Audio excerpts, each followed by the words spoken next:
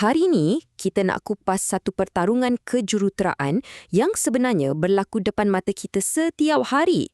3 roda lawan 4 roda. Cuba fikir sekejap. Pernah tak anda tanya soalan yang nampak macam simple ni? Kenapa mesti 4? Kenapa bukan 3? Jawapannya, percayalah, jauh lebih menarik daripada yang kita sangka. Saya tahu. Mesti terus terbayang imej kereta 3 roda yang senang terbalik tu kan? Macam Reliant Robin yang selalu jadi bahan jenaka dalam Top Gear tu. Tapi, betul ke itu je ceritanya? Untuk jawab soalan ni, kita kena faham dulu gabungan antara fizik yang asas dan juga sejarah industri yang telah membentuk dunia otomotif yang kita kenal sekarang. Konsep asas dia sebenarnya mudah aja. Bayangkan sebuah meja. 4 kaki, tapak dia segi 4, jadi dia stabil. Berat pun diagihkan dengan sama rata. Sekarang, bayangkan pula sebuah bangku, 3 kaki. Tapak dia segi 3 kan? Jadi secara semula jadinya, ia kurang stabil. Inilah perbezaan paling fundamental antara kenderaan 4 roda dan 3 roda. Tapi, fizik je tak cukup untuk jelaskan semua ni. Sejarah menunjukkan macam mana sebuah kereta spesifik telah mengukuhkan reka bentuk 4 roda ni jadi standard global yang kita semua terima pakai hari ni. Tengok nombor ni. Lebih 15 juta. Ini bukan sebarang nombor. Inilah jumlah jualan Ford Model T, kereta yang dikatakan telah meletakkan dunia di atas roda dan mengubah segalanya.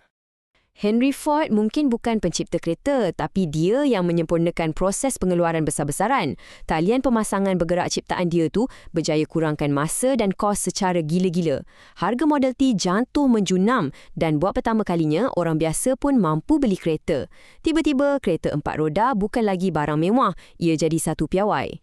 Okey, jom kita patah balik sikit sebab stereotip kereta terbalik yang kita tengok tadi tu, itu cuma separuh cerita.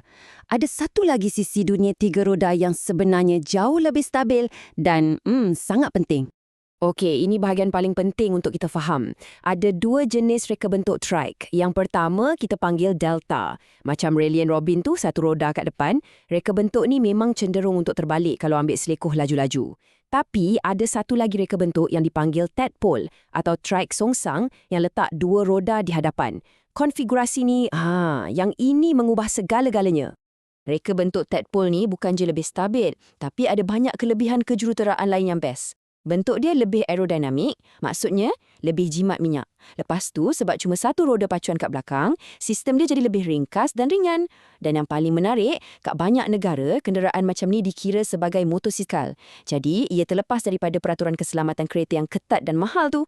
Walaupun mungkin kat negara barat, kita tengok kenderaan macam Polaris Slingshot ni sebagai mainan hujung minggu je, tapi untuk sebahagian besar penduduk dunia, kenderaan 3 roda ni memainkan peranan yang jauh lebih kritikal. Petikan ni merumuskan segalanya dengan tepat. Di seluruh Asia dan Afrika, kenderaan 3 roda ni bukan pilihan gaya hidup, tapi satu keperluan. Ia umpama tulang belakang untuk pengangkutan berjuta-juta orang.